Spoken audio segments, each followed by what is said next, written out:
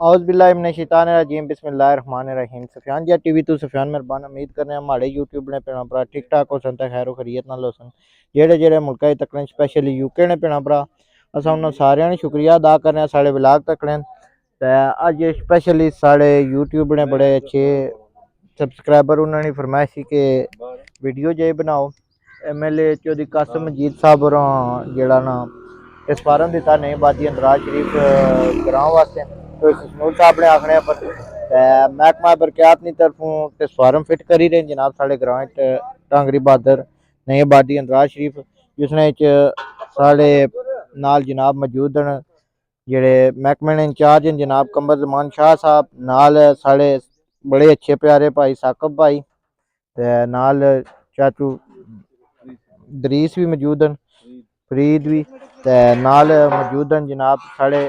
भाई सदाम ते नाल भाई वकार बड़ी अच्छी ड्यूटी दे रहे महकमा बरकयात ने ते नाल साढ़े जनाब भाई भी आखी गिनो दोस्त भी आखी गिनो भाई इमरान मानी साहब मौजूद हैं ते ये भी जनाब कासिम मजीद साहब का शुक्रिया अदा करने ते असां जनाब हूँ तुसें दसने वीडियो च फार्म दिता ने नवा जनाब ते MLA साहब ने शुक्रिया जेड़ा फार्म दिता ने ते उन्हें जनाब माशाल्लाह हल्के च इस बार चंगे कम कराए ने माशाल्लाह रोडां शोडां पक्कियां होई और जेड़े अवाम ने मुतलबात ने पूरे किते ने माशाल्लाह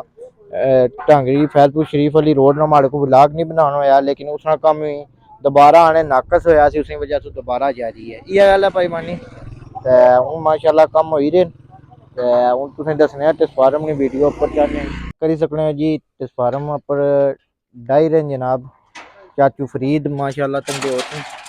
नाल साकब करतूम भाई नाल जनाब सदाम भाई ये नवा फार्म जो MLA साहब होरें दिता क्योंकि गुज़िश्ता कुछ अरसे चों ये फार्म 3-4 बारी सड़ी रहा है क्योंकि ये खल्ला नहीं सी जिस वजह तो घराने बंद मुतालबा किया MLA साहब अगे कि फार्म नवा दिता जाए तो उसने वास्ते उन्हें नवा फार्म दिता नाल इंचार्ज फैजपुर शरीफ महकमा बरकयात शाह साहब भी मौजूद हैं शाह साहब और मुलाकात कराने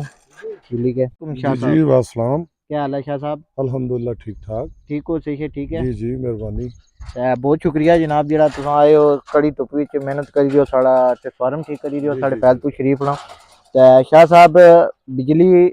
कोई इशू तो नहीं फैजपुर शरीफ नहीं सफियान भाई ये जिस जगह पे बेशुमार कोई मसाइल वगैरह थे तो ये नई हमारी जो ADP जारी हुई है उसमें मिनिस्टर साहब ने जिस जगह पे ADP थी उसी जगह पे उनके अहकामात थे और हमारे अफीसरान की जो भी हिदायत थी उसके मुताबिक ट्रांसफार्मर इंस्टॉल कर रहे हैं। ये जो चौधरी इमरान साहब है इनका काफ़ी दरीना मसला था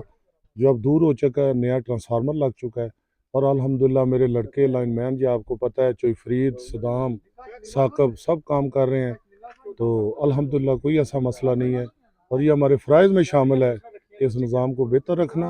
और सिस्टम को चलाना। बहुत शुक्रिया जनाब। जी जी आपका बहुत शुक्रिया, आपने आए हमारी ये कवरेज की और आपके चैनल को जो भी है इसको जनाब लाइक करना और आपकी बड़ी मेहरबानी। बहुत शुक्रिया शाह साहब।